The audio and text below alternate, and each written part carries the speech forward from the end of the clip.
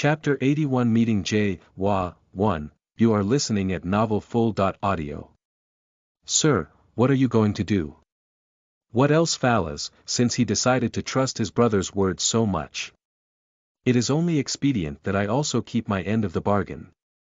So you are going to talk to Duke Floros. Do I even have a choice?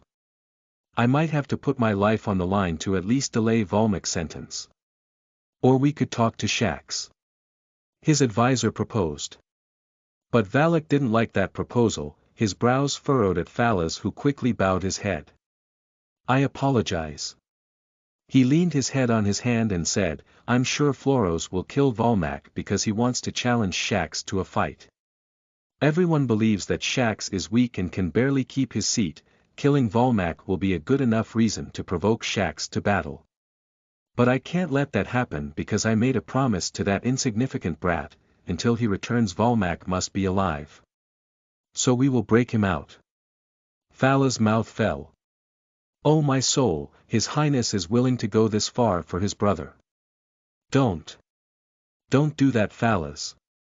This is not for that brat, it is for Volmac.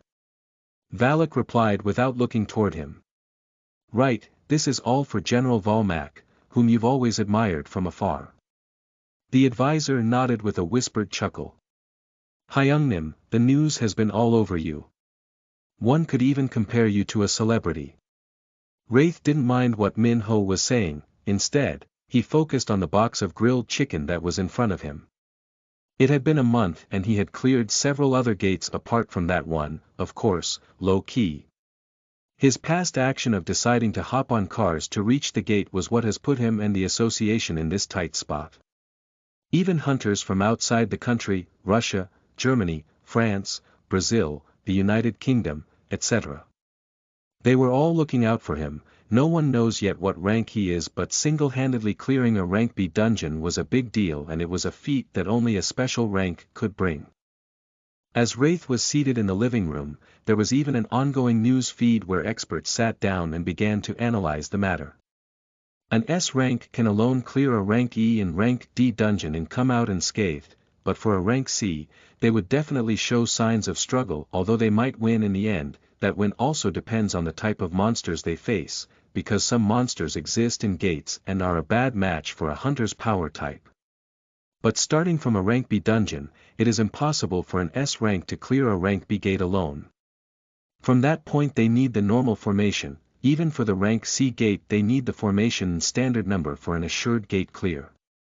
The standard number for clearing a dungeon is 8, and that can include any rank. Of course, it is common sense that you can't make all of them be one rank. Let's say 8 D ranks are trying to clear a C rank gate. They'll fail. Yes, they'll fail, so there must be a shuffle between the ranks. If it's a party of low ranks, 3 F ranks, 2 E ranks, 2 D ranks, and 1 C rank. That is a complete formation for taking out a D rank gate. Yes, I get it, more like there must be a hunter with a higher rank than the rank of the gate. Exactly, you get it. But when an S rank is involved it dwindles the entire formation. With just one S rank, at the very most 5 of lower ranks are needed, and for a B rank it doesn't really matter what rank as long as it is in between rank B and rank D. S ranks are just a phenomenon that changes everything, huh? Yes, exactly. And that is for a rank B dungeon. With how powerful S ranks are, they cannot survive it. It is just so impossible to clear a rank B gate alone. Yes, I suppose I can see things from the angle that you are trying to explain. The association's merchant that cleared a rank B gate himself. Exactly. For one single man to clear a rank B gate, alone. Tell me anything, I think that guy is a special rank. I think you are right, ranking specialist Mangjol Chul Su. What makes things more suspicious is the fact that the association is very silent about this. If this guy turns out to be Korea's 3rd special rank hunter, everything is going to be good for our country. We can finally stand toe-to-toe with the USA, who also have 3 special rank hunters. I think Korea will be very lucky if he turns out to be a special rank hunter. The strength of our country on the international ranking board will soar. Wraith looked at the news with a confused expression. How can things be so complicated in this world? How much of a big deal are these special ranks? With all the calculations and whatever. He complained after finishing the last chicken thigh. Hyungnim, I think you are talking like that because you have never met one of them before. You are right, Wraith replied and cleared the table. Not only did he wash the plates quickly after he was done but he also took out the waste. Min Ho who was working was shocked. Hyung. What? Wraith replied as he walked back inside. Did something happen in one of the gates that you have been clearing these days? Why do you ask such a question? Even if something happens. It is nothing I can't deal with. Of course, I forgot it is Hyungnim after all. Min Ho faced his table, which was equipped with a large medical textbook. Why the hell did he take out the trash? The Hyungnim I knew never gave a fuck. Ting ting the doorbell rang. L.C.O. This late, I don't think we are expecting any visitors. Are you expecting any visitors Hyungnim? Min Ho asked, turning to Wraith but pausing as he saw the cold look on Wraith's face. His eyes were squinted and focused toward the door, plus the room suddenly became so cold as a black aura loomed around it. Chapter 82 Meeting J.W. 2, you are listening at novelfull.audio. Hyungnim. Wraith's suspicious state and alertness exuded off him a fragment of his black and red aura which froze the air around and turned the atmosphere to an eerily cold one. The lights began to flicker and everywhere seemed darker than it already was. And Min Ho was having a hard time dealing with that kind of atmosphere. H. Hyungnim. He called again with his smacking against each other due to the cold. Dnav Om Wraith belatedly heard him and released the squint in his eyes. His eyeball returned to the normal heterochromia color and the darkness looming around immediately disappeared. The flickering light came fully on. Min Ho looked up and let out a deep exhalation. Hyungnim. He cried in his mind as he dragged himself to the door. As he opened the door. Hello, what the fuck? Slam. He closed it back immediately and turned back with his eyes widened. Oh, my God. Did I just slam the door on Mok Jae-hwa? Momo, is something wrong? Wraith asked from the sitting room. Nothing, Hyungnim.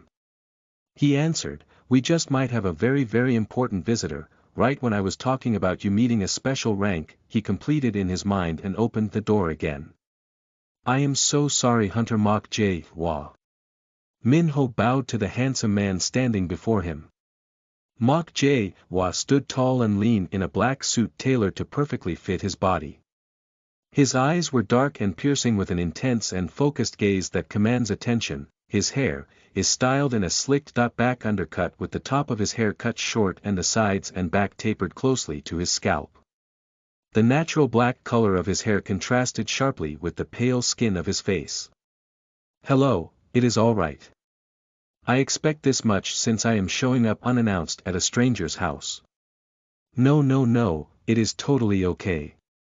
Who wouldn't know the guild president of the strongest guild in Korea? Please come in. Min Ho replied, inviting him into the house. Before a flawless existence such as Mok Jae-hwa, every citizen and hunter was the same. Except for his rivals who were guild presidents such as Lee Se-chul and others, every hunter adored him, and his cold handsome face made everyone that met him become his fan. Not to speak of his gentle nature, everyone likes him. Even the association guild. Thank you. He said as he walked in and met Wraith who was sitting on the couch, resting his head and with an alerted gaze staring death into him as he reached the living room. Hello, I suppose you are Merchant Raven. Wraith's aura subtly oozed out again, repeating the same thing that happened before. This time the flickering of the bulbs was more frequent. Hunter Mok Jae-hwa looked up and smiled. I have not come to fight you or look for your trouble. I am a merchant myself. Uhu. Min Ho gasped with his mouth wide open. Hunter Mok Jae-hwa is a merchant and also a guild president at the same time. I came to you with an offer. Of course. Wraith replied to him with a let-down expression but paid attention to how unfazed the man in front of him was despite the fact that he was letting out a tiny amount of hostility. That you are a merchant doesn't mean you cannot be part of a guild. I'm sure the association told you that. Wraith's eyes lost focus for a moment. It was clear that he was thinking, they did mention that.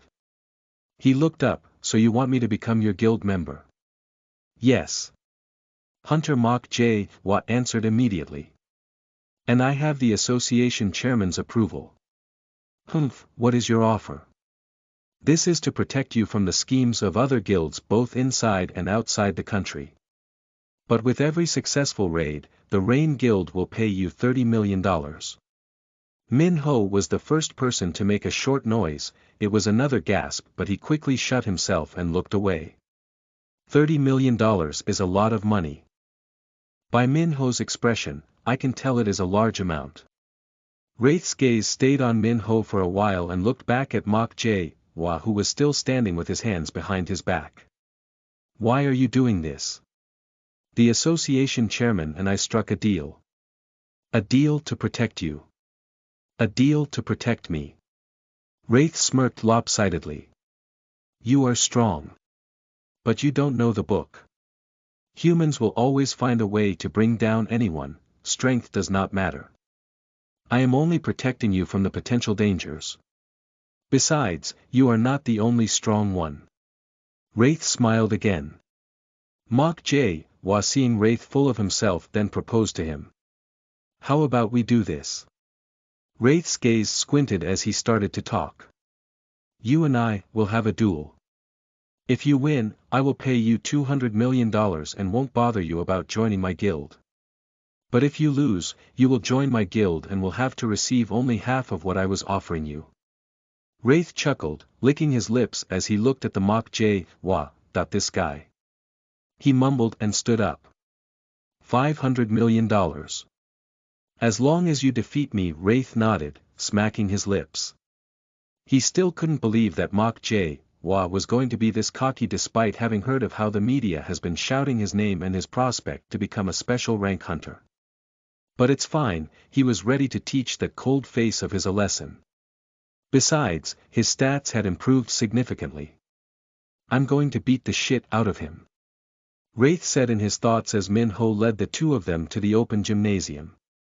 Mach J. Wa pulled his jacket and rolled the sleeves of his white shirt, with the striped tie dangling. He took off his wristwatch and gently gave it to Min Ho. Wraith grabbed a wooden sword and held it downwards to his side. Mach J. Wa's smile came out beautifully as he and Wraith stood 10 meters distance apart. You are not going to use a weapon. Mach J. Wa's lips curved upwards. I don't need a weapon to beat you.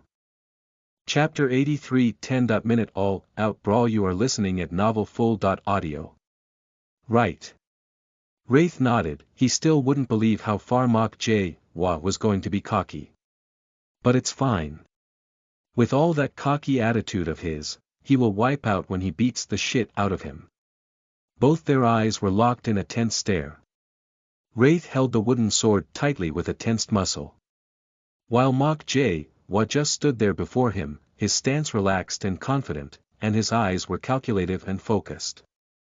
Without warning, Wraith charged forward, his sword poised for a strike. He moved with incredible speed with a black aura oozing out of him as he plunged forward with that deadly speed. But Mach J. Wa dodged to the side with a fluid and nimble movement. As he evaded the attack, he retaliated with a swift kick to Wraith's midsection, but Wraith was quick to counter with a spin, deflecting the kick with the wooden sword. Mach J. Wa tried to strike Wraith with a series of punches, but Wraith was too fast. Each punching and each dodging left an afterimage that was all over the place but soon faded with the air. Wraith dodged and weaved around the blows, sending back a series of sharp and precise strikes that Mach J. Wa easily slipped through. It was barely a minute. Both Wraith immediately realized Mach J. Wa's cocky attitude was worth it. However, Wraith was confident he would win this fight. He had invested so much in his speed, and he was barely even moving, yet Mach J. Wa was finding his quickness hard to deal with. Mach J. Wa tried to grab him several times but he was too quick for him. He moved with incredible agility, always staying one step ahead. And as the fight wore on longer than either of them ever thought, Wraith's speed continued to be a bother to mock Wa. His speed along with Way of the Sword and Transcendent Sense created a perfect formidable weapon. He anticipated mock Wa's movements and countered with ease, his wooden sword slicing through the air with deadly precision. However, mock Wa was still not unfazed. That confident look on his face had not gone even though he was barely dodging Wraith's attack, but Wraith easily dodged his. The two finally gave each other some breathing space, but it was short. Wraith did not notice before now that he was already sweating all over his face just from that intense 10 minutes fight. He unknowingly had to expend his speed harder than he has ever tried with any monster. This was the difference between fighting a monster and a human, and Wraith could see it clearly. Your stamina is low, with just a 10-minute all-out brawl. I see.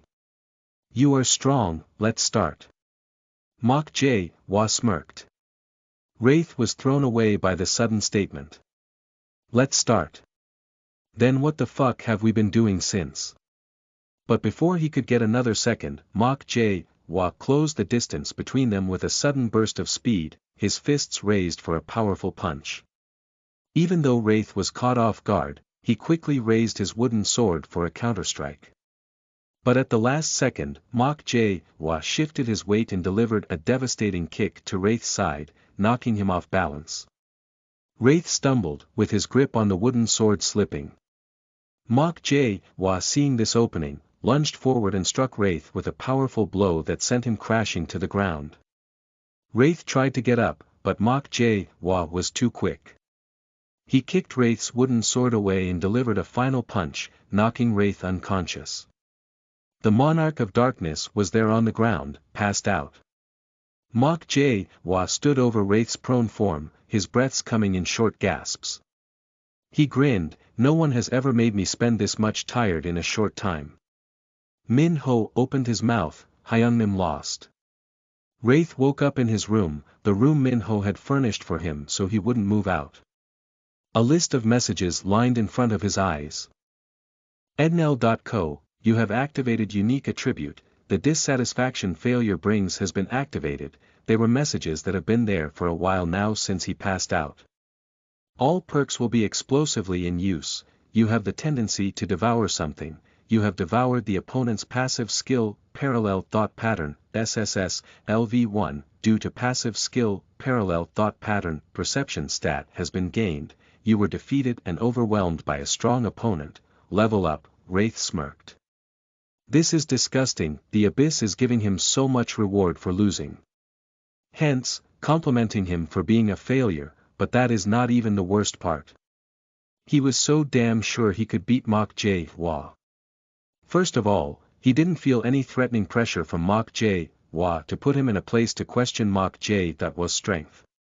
Yes, mock Wa was strong, but with his transcendent sense, he could tell how much of a threat the man was. So what the hell happened? He rubbed his face and dropped back to the bed, kicking his legs into the air. Gosh, he felt so ashamed. It has been a month since Absalom came to the human world, to be particular, he was in Tokyo. Things have not been as easy as he thought it was going to be. For a long time he walked and walked, asking people if they knew a young man named Raven Wraith, and describing his appearance. It was always a negative answer. In some cases, he would flare up from frustration of receiving the same answer over and over again, and that had made him become a regular at the police station. But thanks to a nice policeman who heard his story and decided to help, he was now tied down in a mental hospital. The world has seen monsters and surely doesn't find any other story difficult to believe, but telling people that you are from another dimension named Felfium and you are the Demon Lord's son.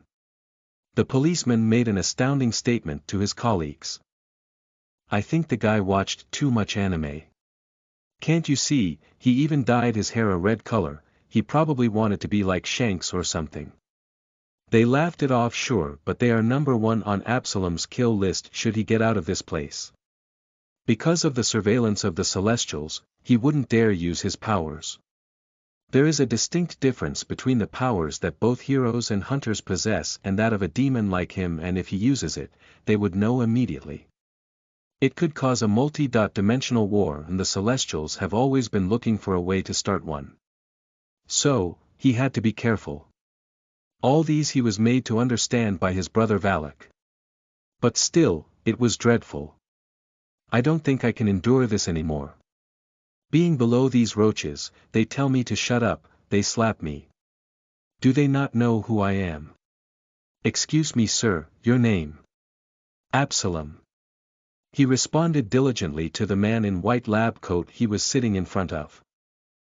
Chapter 84 Asylum Absalom. You are listening at novelfull.audio. Okay, Mr. Absalom. You can talk to me. Why? Yes, I've been doing that. Absalom nodded his head, with a sleepy stare. And it has not been working out as expected because you keep repeating the same thing. You say you are from a gate. Is this place called Felfium where the monsters are from? Hell no. Why the hell will monsters be from Felfium?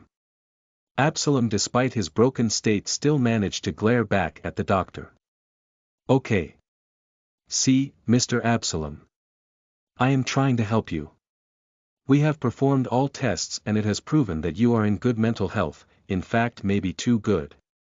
The thing is, you have an amazing body that is likely to be that of an, what? Absalom's eyes widened as he watched the TV in the doctor's office. That helmet, it looks different, but it is just like teacher's own. Not to say that bastard. He sure has grown, but I can't miss it. Mr. Absalom. Mr. Absalom. Slam. He slammed the doctor's table as he flared, giving the doctor a crazy scare. Human. Where can I meet that cockroach? Absalom inquired intensively, pointing to the TV, which was currently giving a news feed on Korea's potential special rank hunter and how he cleared a rank B gate alone.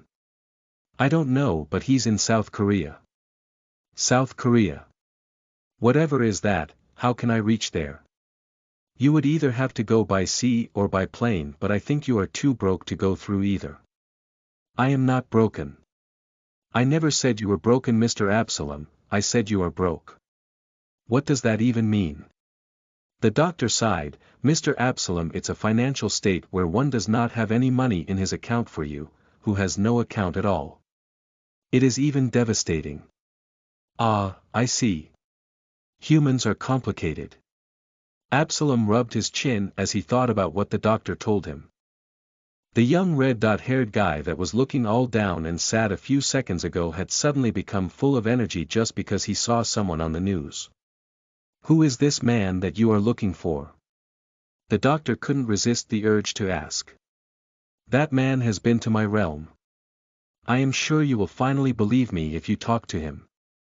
But before that, I have a serious business with him and I cannot tell you about it, so don't ask. That's fair enough, but even if you go to South Korea, which I doubt will be possible anytime soon, you can't meet him. Why not? Absalom tilted his head. The doctor went over the plasma TV glued to the wall. Can't you see this caption? It says, "Is this Korea's third special rank?" Absalom tilted his head the other way again. So. The doctor's lower lips fell. What do you mean so? This year means that this guy is the #1 most important person in Korea. You are in a mental hospital right now, and you don't even have money to travel out of the country, but you want to meet that hunter. Absalom leaned into the chair he was seated on. I don't know why, but you humans sure speak rudely to me. You are the one being very rude. And I have been condoning it since you got here. Looking at you, you are probably not even 20 years old yet. TSK. Absalom clicked his tongue and chuckled at the doctor. But said nothing after. This human cockroach, while teacher is getting punished for the trouble he caused, he is in the human world playing Road to Fame, Rise from the Rubble. You just wait for me. He scowled at the TV, his eyes emitting his murderous intentions. I have a way that can help you to get to Korea real quick. The doctor's latest sentence called out all his faculty. He stretched over the table, almost kissing the man. Hey hey hey hey. The doctor pushed him back immediately. What do you mean, you can help me? You can help me meet him.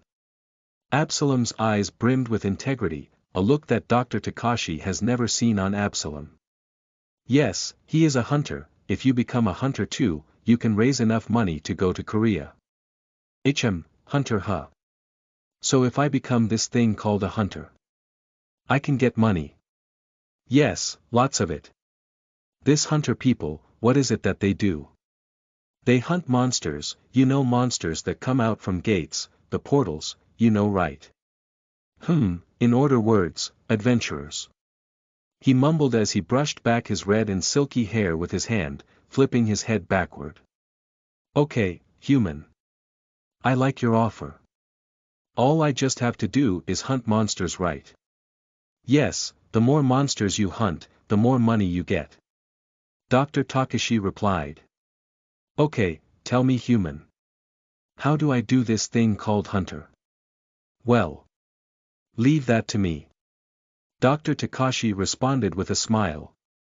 With those physical attributes that he had exhibited for the past month, I am very sure he is an awakened. He might not be ranked too high, but he would be able to earn a reasonable amount to live all right. All he needs is some guidance. Then Mr. Absalom. You can rest easy for tonight. I will submit a report stating that you are okay. I have monitored you for the past month. Although I still find it hard to believe your stories, but I'm willing to give you a shot. I'll be back tomorrow. Then I can stay in your office tonight too. You don't normally ask before. I know. Since you have done me a favor, I think I should return the gesture. Oh, and you think asking me for permission to use something you would still break into if I say no, is returning the gesture. Human, I say to you. You are fortunate to host me. You won't understand now. Sure. It's late. I should head home. Dr. Takashi pulled his white coat and put on his black blazers. After checking things out in his office, he walked out. Being the last person that leaves. It has always been like that ever since he has been on Absalom A case. Absalom smiled at the TV, even though the news feed about Wraith was long gone. You wait. I will meet you soon. And I will kill you, then I will take you to Felfium. Then I will prove that Volmak is innocent. So he lost. The association chairman said, smiling at the man that was seated opposite him. Were you expecting him to win? Hunter Mok Jae-hwa responded. Not that I was. But he cleared a rank B gate on his own, so I expected more. Don't say it like that, father. I would have lost if I didn't have parallel thought pattern. Was he that tough? The only thing that set both of us apart is experience. Even though he has a very good swordplay and is incredibly fast, he seems to not be giving it his best shot. At first, I thought he was just going easy, but later, I discovered he has never fought a hunter before. So he is pretty much a newbie to everything. The chairman stated, rubbing the coffee mug he was holding. Yes, he has little to no experience when it comes to fighting a hunter. I can't say the same for monsters though. Not to say, I had never been out of stamina like that. Never. If not for parallel thought pattern, which enhanced my thinking abilities and automatically proposes counter solutions. I think I would have lost. What if he had your skill? Or what if you didn't have that skill? The chairman asked. If he had my skill, I think he would have defeated me in 10 seconds, maybe less. If I didn't have my skill, I think I would have lost, but it would have been a tough fight. The chairman nodded gently, his white beard dashing him an astounding and commanding look despite the wrinkles on his face. One could tell where Mok Jae-hwa got his cold handsomeness from. Where did you find him anyways? Mok Jae-hwa asked. The chairman smiled immediately, but that was no welcoming smile. The smile accurately reminded him of how cunning his father could be. I will take care of him for now. And I will also see what makes him so special for Turner to be after him. I think you've seen that already. The chairman replied to him. Mok Jae-wha stood up, regarding the S-rank gate. I will call a merchant meeting soon. Let's talk about it then. There is also an incident of a different kind of gate in India, help me look into it. Are you asking for favor as a father or as the association chairman? Depends on what you want. I am going to owe you regardless, aren't I? I like the way you think. That is why you and I get along so well. Mok Jae-wha majestically walked out of the chairman's office afterward. Chapter 85 I hate to reveal my abilities. You are listening at novelfull.audio. Wraith's neck craned upwards to take in the sheer enormity of the building before him. Rising towards the heavens, the headquarters of the Rain Guild loomed over the surrounding cityscape. The exterior was made up of sleek, metallic panels that shimmered in the sunlight, reflecting the clouds above.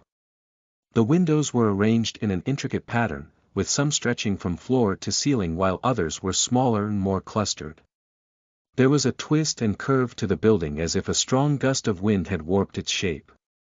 It was an impressive sight, a testament to the ingenuity of its designers. One wouldn't expect less from the #1 guild in all of Korea. Welcome, sir. In front of the building door, stood a man in a black suit who welcomed Wraith. Wraith, a bit nonchalant about who was in front of him but more because he was frustrated and annoyed at this whole situation, nodded in response and followed the man with no words till they got to the guild president's office. Mok Jae-wha's office was situated on the top floor of the building. The walls were paneled with rich, dark wood and adorned with an array of tasteful art pieces that spoke to the owner's refined tastes. Large windows overlooking the city allowed ample natural light to filter in, giving the room a bright and airy feel. And in the center of the room, a large mahogany desk dominated the space, its polished surface reflecting the light from the chandelier hanging overhead. The desk was adorned with an array of papers, a computer, and a few small sculptures, all carefully arranged in neat stacks and precise angles, with Mok Jae-wha's face buried behind them. And in front of Mok Jae-wha's desk were a few comfortable sofas, arranged in a small seating area, where guests could wait for appointments or engage in casual conversation. An elegant coffee table was situated in the center of the grouping. Wraith, as he entered the office, sat on one of the sofas and crossed his leg, sitting so comfortably one could think he was the owner of the office. The guide that brought him in showed so hostility and looked like he wanted to knock the fuck out of him for his disrespect, but Mok Jae-wha had known Wraith that much from their one-time brawl. Excuse us, Shin. He spoke from behind the papers as Shin. The guide glared at Wraith, who didn't even give a shit about him and his hostility. He didn't pose a threat to him, not even to Che. From when he met him and entered the guild building with him, Wraith had tried to take an overall estimation of his strength and compare it to himself or his soldiers, and thanks to having a perception stat. It was now so easy. That wasn't the only good of having perception stat. Everybody that walked around him, even so far backward, he could feel their steps and sense their feelings. With this new stat, sneaking up on him by even stealth ability users would be difficult. He's weak. Wraith had evaluated after observing Shin's magic energy. Che would defeat him, maybe not easily. But he surely will.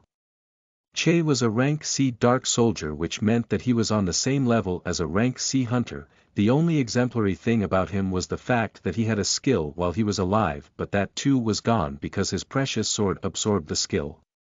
When the orc chief was summoned, he came with no skill. But Wraith understood this. It wasn't a loss, and compared to Kortopi, who still maintained a rank B, Chesh's rank was C. Wraith's hypothesis was simple for this situation. Monsters he killed with them surrendering were probably likely not to be summoned with all of their strength. Kortopi had given up on the fight, and when he was summoned he readily answered, but it wasn't the case for the orc chief, who had 2 failed attempts. This was still a hypothesis. We don't know anything for sure until more dark soldiers join the army. How have you been? Mok Jae-wha asked with a smile, but that smile from Wraith's vantage point was corny and annoying. Let's not think too much about it. losing was a good thing because now I have this great skill. Wraith was talking about the parallel thought pattern. I suppose I am now your guild member. But don't think you can order me around just because I am, Wraith stated with a firm tone. Maybe his position as the leader of the Dark Army was giving him an egotism he has never had before. Mach J. Wa chuckled, I have no intentions to order you around or disturb you. I would just love you to work together with us and receive your money. You also don't have to get too involved with the guild activities. Like I said before, this is to protect you. Protect me from what? Wraith uncrossed his legs and leaned forward. An enemy you might not be able to handle. Not when you couldn't defeat me. You can't be so sure. We only fought once. I'm sure I can defeat you now. I see. So you are the type that never repeats a mistake, huh? Well, you see that once is all this man needs to kill you. But let's not talk about that. Let's talk about the gate you will be raiding today. A gate, huh? Wraith's face soon became relaxed and a smile seeped into it. Mach J. Wa took a pause on the papers he was arranging and looked at Wraith. It must be the association report. They say you are crazy about gates, seeing you smiling like this. Mach J. Wa shook his head slightly and stood up from behind his desk, walking to his right side, which was adorned by a shelf of books and a little table that hosted a coffee machine. After preparing coffee, he walked over to Wraith and slipped one mug of coffee to him. Wraith didn't mind the gesture, he appreciated it, not that he thanked him. Have you ever been to an A-rank gate? Wraith paused after taking his first sip of coffee. It had a very sweet smell. He licked his upper lip and savored the sweet taste of the coffee. The matter in front of him was more pressing. Rank A. Yes. Agent Zhang Desu said the other merchants and guilds are always busy on those, so it is hard to get a high rank gate, Wraith replied. Well, he is right in a way. To be exact, starting from a rank gates, they are always auctioned. That is how the association makes so much money, and that is why the guilds hate the association. High rank gates are auctioned for at least $50 billion for an A rank. Of course, other gates are also auctioned, but it is for a little price that the guilds don't always mind. Plus so many guilds are always looking for high rank dungeons, so the more the demand, the higher the prices go. I see. So the association sells off their gates for money. That is a way to put it. But that is how they are able to pay you so well for raids. Whatever, what is important is that I am entering a high rank dungeon. Ever since the last B rank I entered, all the ones I've been entering are too simple and too weak to kill me. Hunter Raven. Wraith looked at Mach J. Wa's face, which became rigid. Oh shit. Cause Wraith didn't want to be ordered around for real, and that eyes looked like they were about to do just that. I have records of your raids with the association. Mach J. Wa started. Okay. And there's one thing that has been consistent in everything. Wraith silently observed and waited for the man to reach the point he was trying to make. Hunter Raven, you won't be going into this gate alone. Wraith was taken aback. He sat right and looked at Mach J. Wa again. And why is that? This bastard wants to find out my powers. Because you and one of our best main guys will be training the recruits. Training? Why will I train anyone? It is more of a supervision. You are not supposed to be involved, but since you are dying to get into a gate, I thought it would be a nice offer so long you are able to enter the dungeon. This is your first time going into an A-rank gate, right? Wraith looked down, he couldn't deny that. This was his first time, and regardless of whatever their motive was, he could get the level. Ups he hasn't gotten for a while, and could even get more dark soldiers since the limit has increased. The only problem is that he is very skeptical about showing anyone his abilities. Very skeptical. This ability, I don't want to show it to anyone. Chapter 86 Demonic Sword, 1, you are listening at novelfull.audio. As soon as Wraith stepped into the gym, he was hit by a wall of pressure that sat upon his heart, prompting him to withdraw that first step.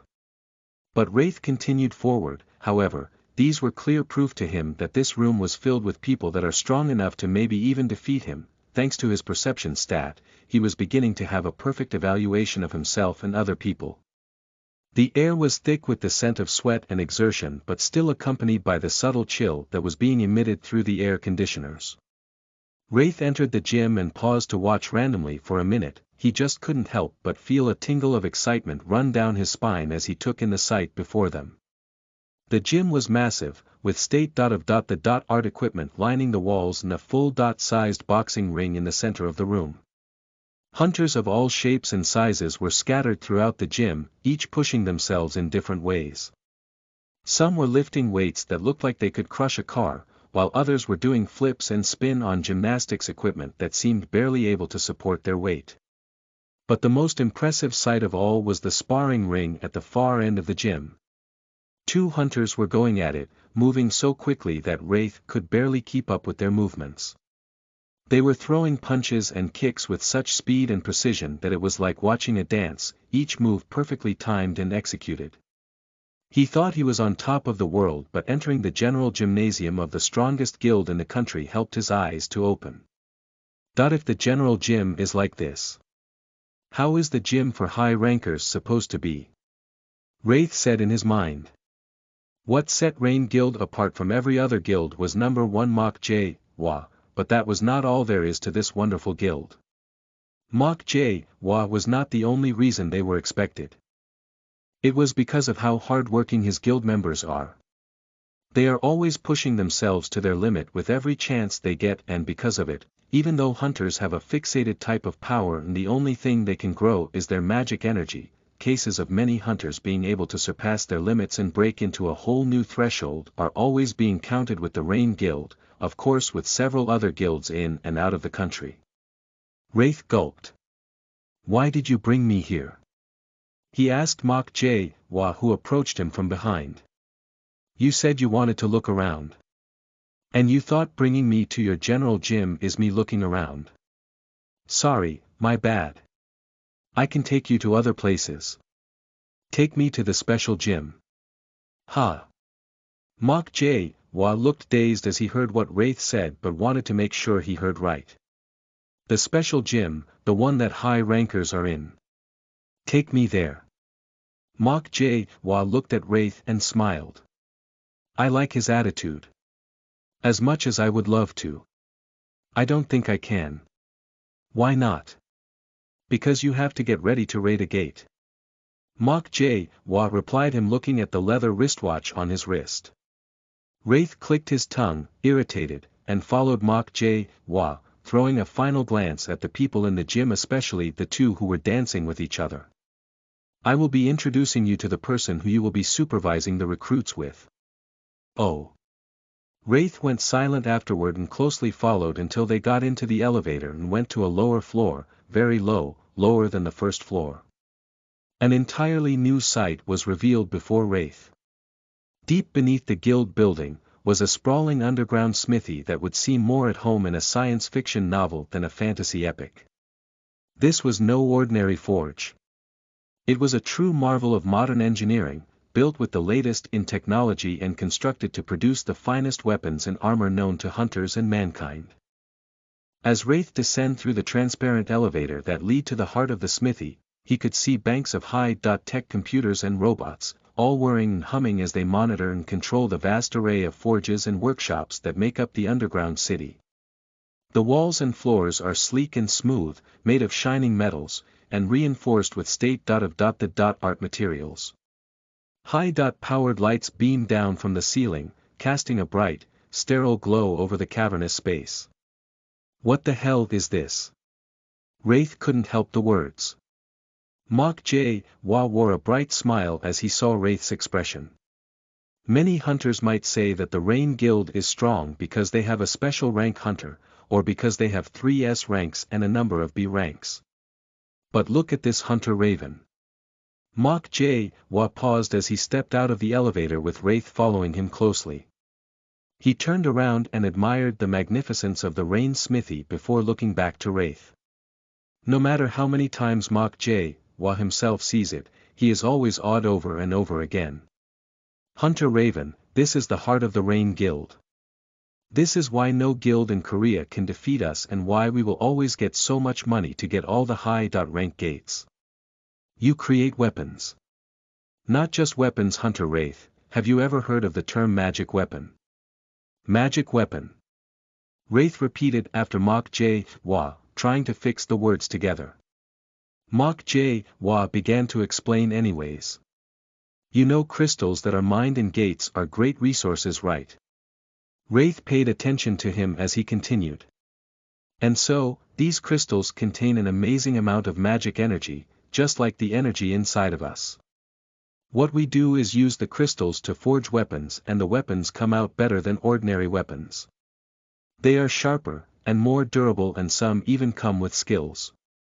Some could add to the user's strength or agility. It works in diverse ways. And these weapons are graded from common, uncommon, rare, unique, legendary, and mythic. But mythic in particular are a no-go area. Most times they are weapons found in gates. Wraith slipped out the black sword from behind him, trying to hide the action from Mok Jae-hwa. He showed the sword to him. Like this black sword? He asked. What was that? Did he take it out from the space? Mok Jae-hwa pretended not to see and stared at the black sword that was horizontal before his face. He stretched his hand to collect it, but Wraith pulled the sword back. I have a feeling that giving you will be a bad idea, he said with squinted eyes. Mok Jae-hwa smiled. It's okay. I've handled worse. Mok Jae-hwa said and stretched his hand, and mimed him to hand over the sword. Okay. Wraith said, but could still feel a stubbornness with the sword as he slowly proceeded to hand the sword over to Mok Jae-hwa. Finally, the sword successfully changed hands. Arg! Mok Jae-hwa let out a loud groaning immediately, as if the sword had gained 1,000,000 more weight. He was finding it very hard to pull it up. All the veins in his hand began to pop out and began to turn black, like the sword was sending some kind of black fluid through his veins. Arg! Shite! Mok Jae-hwa groaned once more and held that arm with his second hand, trying to pull the sword up, but it was to no avail. Bastard! What do you think you are doing? A third voice came from up, and a second later was a thud right in front of Mok Jae-hwa. The macho man snatched the sword off Mok Jae-hwa's hand and stabbed it into the ground, immediately taking his hands off it. At this point, Mok Jae-hwa was already sweating and bleeding through his nose. The man glared at him. Are you a fool? What do you think you are doing with a sword like that? Mok Jae-hwa stayed silent to catch his breath before responding. I'm sorry, I thought I could handle it. That thing is a magic weapon, isn't it? Mok Jae-hwa responded with a smile. What? Are you a fool? Why are you smiling? You could have died. What the hell is funny? The man inquired with a serious and irritated expression. Mok Jae-hwa still didn't stop smiling. His eyes gaze shifted to Wraith, who was standing behind the macho man. This is Tae-dong-hyun, the assistant guild president of the Rain Guild. To be honest, I think he deserves the title of the guild master more than I do, because he was the one that created all these. He is the heart of the guild. Oh. Wraith's eyes couldn't help but emit that hostility. The way his black and red aura acts up the moment he is faced with a potential threat was way beyond him and sometimes diverse. His left eye began to glow red while his right eye wore a dark glow. The man frowned as he turned to look at Wraith. Why did you bring a demonic sword here? At that moment Wraith's eyes widened. This man, he just said demonic. Does he know what the sword is? Chapter 87 Demonic Sword, 2, you are listening at novelfull.audio. You know demonic sword. How do you know demonic sword? Wraith asked, lowering his brows and his eyes fixated on Dong-hyun. Will you look at this brat speaking informally to me? Dong-hyun yelled back at Wraith. He was a man that was heavy on the importance of respect. By looks alone, he looked like he was in his late 30s, compared to him Wraith was 20.1. But it's not like Wraith at any point has ever been a respectful fella. No, not even to an Azura that was clearly 1,000 years old. Wraith didn't mind that part about him speaking informally, and he didn't care. He just pressed on his question about the demonic sword, more rudely. I said. How do you know about the demonic sword? The man looked at Wraith and looked back at Mok Jae-hwa, who turned away his eyes immediately. Taedong Hyun walked closer to Wraith and craned his head up to look him in the eyes, standing chest to chest with him. Who the fuck are you? Dark smoke began to loom around Wraith's feet as he furrowed his brows more and clenched his fist. Mok Jae-hwa, seeing how intense the atmosphere was getting, came in between the two of them. Okay. This is enough. He gently separated them from each other, paying more attention to Dong Hyun, who was not looking like he would bulge. This is the guy I told you about from the association. The one Turner is after. Mok Jae-hwa whispered to him as he tried to make him back away from Wraith. Oh. Taedong Hyun's lips carved out an "oh, no wonder he is this cocky," he added. Yeah, right. He did lose to me though. Mok Jae-hwa whispered and turned his face to Wraith with a cunning smile. Wraith plucked his sword out of the ground. Wait. This sword. Where did you get it? Wraith lifted his jaw and looked down at Taedong Hyun. Why should I respond to you? Because you want to know how I know about demonic swords. True. Wraith nodded and looked at him one last time before he began to talk. I got it from a shop. Really? Taedong Hyun tilted his head. Yes, Wraith replied firmly, his gaze unwavering. Be calm, okay. I've been dealing with swords and armor since for 20 years now. I won't doubt the fact that I'm still inexperienced, but I have seen quite a number of things. And I have been blessed by him. Him? Him who? The blacksmith god. He gave me a skill, and in my brief moment with me, I was able to witness the birthing of a demonic sword. A sword carved out using the blood and hearts of demons. Mok Jae-hwa gasped in disbelief. You've met a god. Taedong Hyun hesitated. This is precisely why I didn't want to tell you, he admitted and continued. Do you remember the S.rank gate from 12 years ago? That's when everything changed. Our weapons suddenly became more efficient and powerful. Mok Jae-hwa's eyes widened in shock. What? Wraith interjected. Did this god tell you about demonic swords? Is that how you can recognize them? Taedong Hyun remained unperturbed by Wraith's inquiry, and answered calmly, the sword's ferocity and aura of darkness and corruption are enough to discern its demonic nature. It's a potent weapon, but it will harm anyone who isn't its rightful owner. You mustn't give it away. I understand, Wraith replied, nodding in agreement. Wraith glanced at the sword in his hand. If you know about demonic swords, does that mean you're familiar with demons too? Taedong Hyun looked at him with a perplexed expression. What do you mean? Wraith's interest waned when he saw Taedong Hyun's confused face, and he lost interest in the conversation. At that moment, a stocky young man with a low haircut arrived, bearing a striking resemblance to Taedong Hyun. Hyungnim, he greeted Mok Jae-hwa. Ah, right. Jun.ho, Mok Jae-hwa tapped the young man's broad shoulder as he greeted him. Hunter Raven, this is the man you will be working with today. This is Hunter Tae-jun.ho. Wraith looked at the hunter in front of him and then at the blacksmith. Both of them were macho men with a striking resemblance to each other, but Taedong Hyun was more of a macho man than Tae-jun.ho. With such a significant difference, Wraith looked at Tae-jun.ho and deduced, that his younger brother Ha. This is the man you will be working with today. This is Hunter Raven, Mok Jae-hwa introduced Wraith. Let me take it from this point. I just came here to fetch Jun, Hasi. You continue with whatever you are doing. We have some recruits to supervise. Mok Jae-wha bid Dong Hyun farewell and entered the elevator with the two of them. After a while, they arrived at the base of the building, where all the other hunters were already geared up to proceed to the gate location. As Mok Jae-wha reached there alongside two others, the recruits stiffened up and froze before him. Hyun. Yes, sir. The boy in front of the rest of the recruits answered and moved forward. He was heavily clad in silver armor, with the only thing missing being a helmet, which he carried in his arms. This is Hyun. The team leader. Mok Jae-wha turned to the young guy.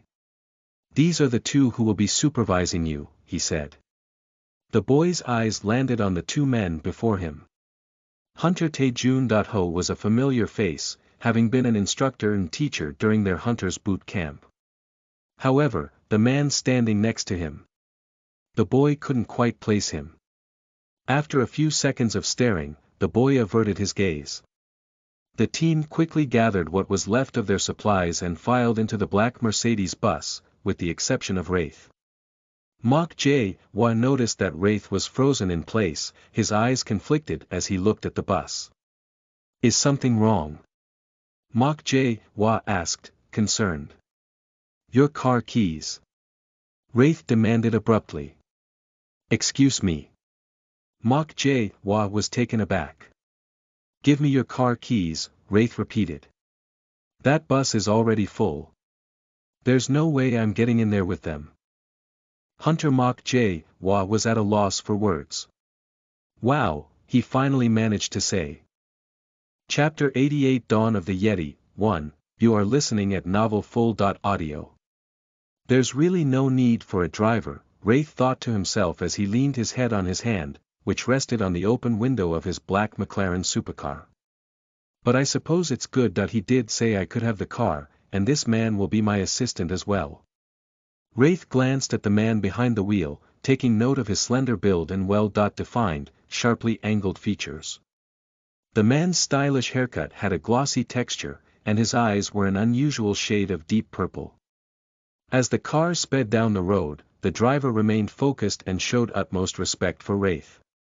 With all that's going on with Min-ho, having an assistant might not be a bad idea, Wraith thought as they soon reached their destination. Upon his arrival, the group was already gearing up and preparing to enter the gate.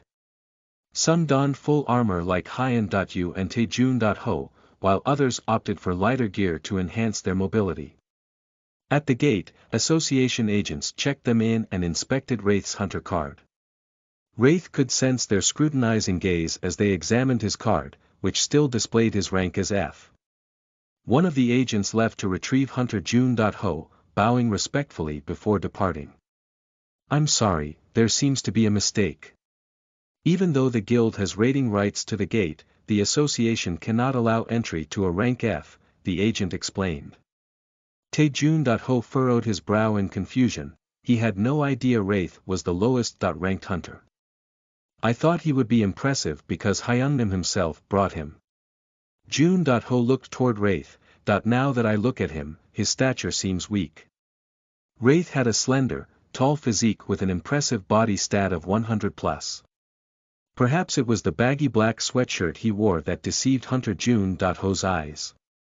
While Wraith waited, he nonchalantly pricked his nose with his index finger and blew off the dirt. It's fine. He might look like that, but he has his worth. In fact, we would be supervising the recruits together, Hunter Jun-ho said to the agent, looking at Wraith, who responded with a puzzled look but decided to let it pass and bowed before returning. Wraith was granted access and proceeded to meet them with his assistant, Na Chunho, by his side. Na Chunho wore a black suit with a breastplate, arm, ankle, and knee guards, as well as metal boots. Are you going to go into the gate like that? Jun-ho asked Wraith as they lined up in front of the gate. Yes. Wraith replied, with an expression inquiring what was wrong with his dressing. Hunter Jun-ho swallowed his urge to lament to refrain from causing any trouble before entering the gate. He had to lay a good example before the new hunters. I will teach him a very good lesson in the gate. I don't know why Hyungnim asked him to supervise with me. But a rank F going to a rank A gate. You will be met with the greatest disaster of your life. Finally, they stepped into the gate and in a split second, were met with a magnificent difference from where they came. You have entered a dungeon, you have entered a rank A dungeon. Wraith gazed down at the black holographic tab with white runewords. This was the only information the Abyss has decided to reveal to him about the dungeon. How disappointing. Vague. I wonder if the Abyss is intentionally hiding the information or if it really doesn't know much. Wraith thought as he lifted his face to behold the landscape of the gate. The vast expanse of the ice plain stretched out before the group, seemingly endless in its desolate wasteland of snow and ice. The bitter cold immediately seeped into their bones, causing their fingers and toes to go numb. Shit. The cold. Even though I'm wearing armor, Hunter June.ho muttered, smacking his lips as he tried to control himself from shivering too much from the cold. As you were taught before, it is normal to feel a rush of the gate's weather when you first enter. However, what do? June.ho said to the recruits, who were already shivering and had frozen faces. We circulate our body with our magic energy in order to speed up the matching process where the magic energy of the gate synchronizes with that of our own. One of the recruits responded. He had green hair and was donned in a robe, holding a wooden staff. That is right. However, this process will drastically reduce the cold, but it won't completely eliminate it. You will still feel the cold as we go down the dungeon. I hope we all have our thick overalls. Yes, sir. They chorused. June.ho sighed, now, this fool who thinks it's okay to come with a sweatshirt alone. Let's hope he's not already frozen. He shifted his gaze from the recruits, who were now circulating their body with magic energy, to Wraith, who was standing beside him with his hands in his pocket. Perfectly fine. In fact, compared to their pale faces, Wraith's complexion was so warm that his skin was shining brightly among the cold. What? June.ho exclaimed, unbelievably. What? Wraith looked at him and inquired. Nothing. He stuttered and turned his attention back to the task at hand. Ahem. He cleared his throat and tried to find his cool back, but his mind wouldn't stop asking why Wraith was so okay in the cold. Let's proceed. He said and walked forward. As they trudged through the snow, there were no signs of life at first, no trees, no plants, no animals, just an endless expanse of white. The silence was almost deafening, and broken only by the sound of their own footsteps and the occasional howl of the wind. But then as they reached a certain distance, Wraith squinted his eyes and pulled out his sword from his inventory. His move was so silently that nobody noticed. The recruits were occasionally gisting with each other while they focused on searching the environment for danger. But their danger sense was not as impressive as that of Wraith. A few minutes later all of them suddenly could see it. A massive shape moving through the snow. Towering over them like a giant, as it drew closer, they all could see that it was covered in thick, shaggy fur, perfectly adapted to blend into its surroundings. It was a Yeti. Chapter 89 Dawn of the Yeti, 2, you are listening at novelfull.audio. Hike. The entire group froze at the sight of the imposing figure before them. Shit. Everyone stay together. Remember your training. Swus. As Taejun.ho was delivering a motivational speech, the Yeti's head soared into the sky and Wraith descended onto the snow, accompanied by a heavy splattering of blue blood. The blood sprayed like a fountain all around as the Yeti sank to its knees and perished. Wraith spun his sword and plunged it into the Yeti behind him, preventing the body from collapsing onto the snow. The black sword wriggled for a moment and then stopped, and Wraith withdrew it and turned to the group, who were now stunned by his amazing feat. What are you doing? We came here to supervise. Hunter June.ho immediately confronted him, masking his surprise. You came here to supervise. I came here to hunt. I'm a hunter, not a supervisor, Wraith replied to Taejun.ho and walked away, with his assistant quickly following. How? How was he able to take down a rank A monster so effortlessly? Hunter June.Ho squinted his eyes, that I don't think the Yeti was that powerful to begin with. He turned to the group and addressed them, everyone, don't be afraid. Stay close to me and remember what you've been taught. You are all powerful hunters with a bright future ahead.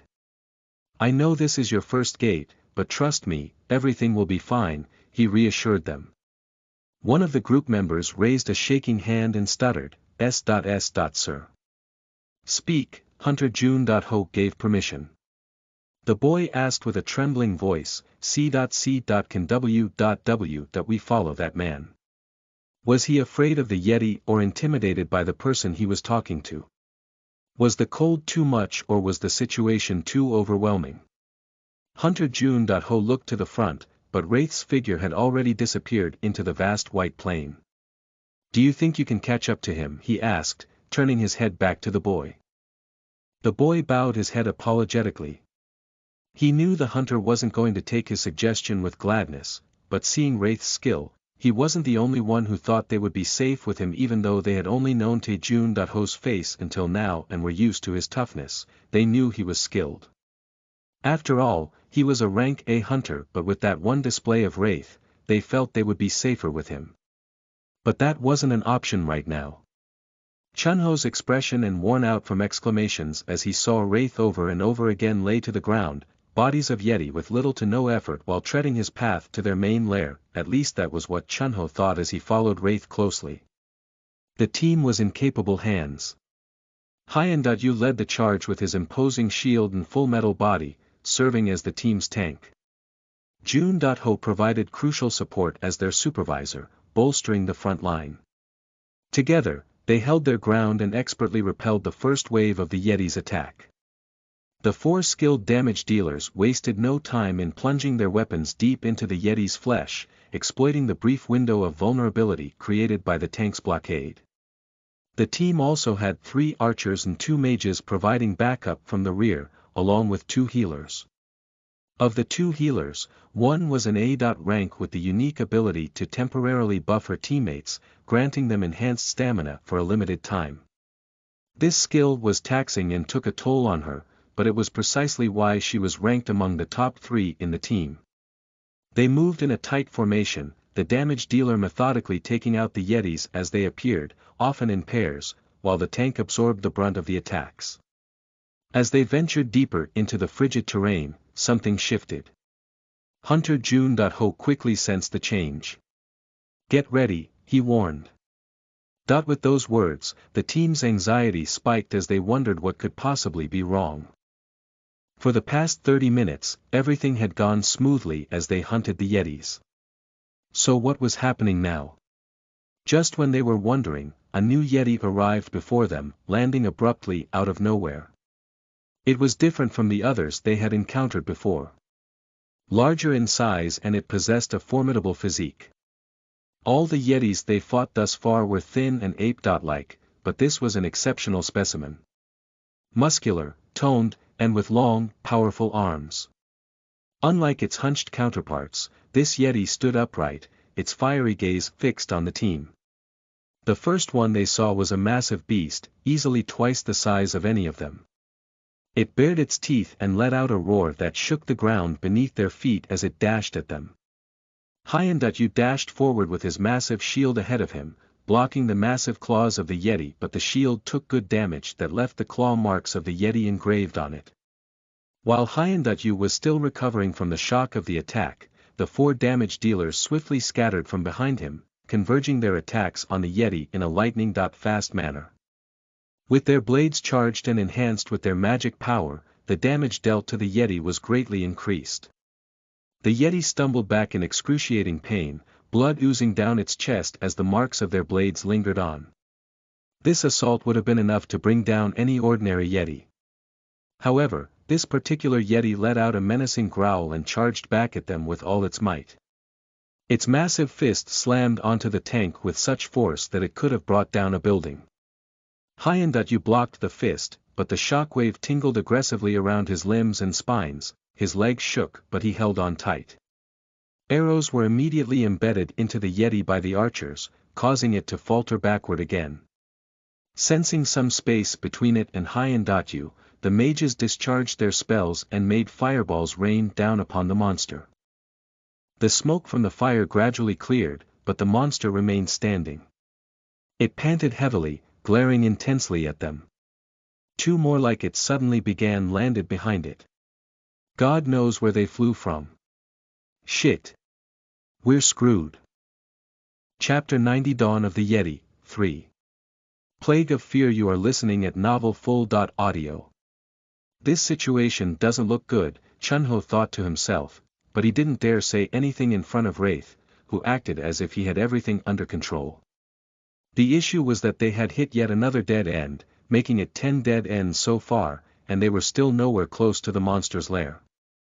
The last time Wraith had killed a Yeti was probably an hour ago. The worst part was that Wraith had no sense of direction. Sir, Hunter Raven. I think we're lost, Chunho said, finally breaking the silence. This made Wraith visibly uncomfortable since he wanted to maintain his cool demeanor around Chunho. Yeah, I think you're right, Wraith admitted, looking up at the tall mountain in front of them. Think the Yetis are up there? He asked. No, we would have seen traces of them if they were, Chunho replied. He took a deep breath and suggested, I think I should lead the way. Why? Wraith asked, raising an eyebrow. I have a search skill that allows me to sense where monsters are, Chunho explained confidently, not showing any signs of being intimidated by Wraith's presence. Wraith nodded, rubbing his cheek. That makes sense. You do your thing, he said, allowing Chunho to take the lead. As requested, Chunho activated his search skill, causing a circular shockwave to spread far and wide. His eyes glowed blue as he waited for something to catch his attention. Whim. The shockwave dissipated, and Chunho's glowing eyes returned to normal. Wraith looked at him with haste and amazement. You found the location. Chunho nodded, yes. Fenrir. Wraith called out, and a large amount of smoke, as dark as the void itself, burst out of Wraith's feet and transformed into a massive wolf. Wraith grabbed Chunho's collar and, air leap, the two of them soared into the air and landed on Fenrir's back. Fenrir, follow the direction this man points us towards, Wraith commanded, turning to look at Chunho, who was frozen in a state of extreme shock. What is this? A monster. Chunho gazed up at Wraith with a crumbling expression, as if a colossal boulder was about to crush him, and he had no way of escaping. Wraith snapped him out of his daze, tapping his back and asking once more, the location. Ah, there. He pointed forward, and Fenrir, already warming up its leg, dashed forward. Each step caused a splattering disturbance and quaking of the snow as the wolf ran with all its speed. Thanks to the hunter's skill, the group of new recruits was still alive. Even an A. rank should not be underestimated. As the third Yeti charged toward them, Jun.Ho shouted, spread out. The recruits quickly moved, each taking a different side of the beast. Though they were terrified, their composure was commendable. Just as they spread out and surrounded the remaining two Yetis, having killed the first one, Jun.Ho saw one of the Yetis trying to grab one of them with its massive claws. He quickly activated his ability and ran toward the beast. His vambraces expanded with a bright, glowing light, forming a large gauntlet charged with Jun.Ho's magical energy. As the Yeti's claws came down, Jun.Ho dodged them and struck the beast with his weapon, creating a massive shockwave from its back, causing the monster to fly away from the impact. The recruits quickly attacked the remaining Yeti from all sides. One of the mages dispelled an ice spell, freezing the Yeti's feet, while the other mage created shields around the female, green-haired damage dealer that the Yeti aimed at. The fight was intense, with the Yeti swinging its massive arms and the recruits dodging and striking whenever they had the chance. As the fight wore on, Jun.Ho began to notice that the Yeti seemed to be getting angrier and more powerful with each passing minute. We have to finish this fight as quickly as possible. He ran towards the Yeti, dodging its swipes, and struck it back with his gauntlet, expelling a massive burst of blue magic energy into it. The Yeti roared in pain, its cry soaring into the sky more of a call than a death cry. The Yeti, with the last of its strength, turned towards Hunter June.Ho. Not daring to take any more chances, Hunter June.Ho quickly activated the special ability of his gauntlet again, and it immediately burst out an even greater energy blast that left a wider hole in the Yeti's body. Wow! Hyan.U's face was filled with admiration for June.Ho, who was the deciding factor in their victory in the death match. The hunters were standing around the Yeti's lifeless body, panting and covered in sweat. June.Ho turned to them and said, "Great job, everyone. But this is not the end." He knew that they had all tried their best, and with this, he had confirmed their skills and potential.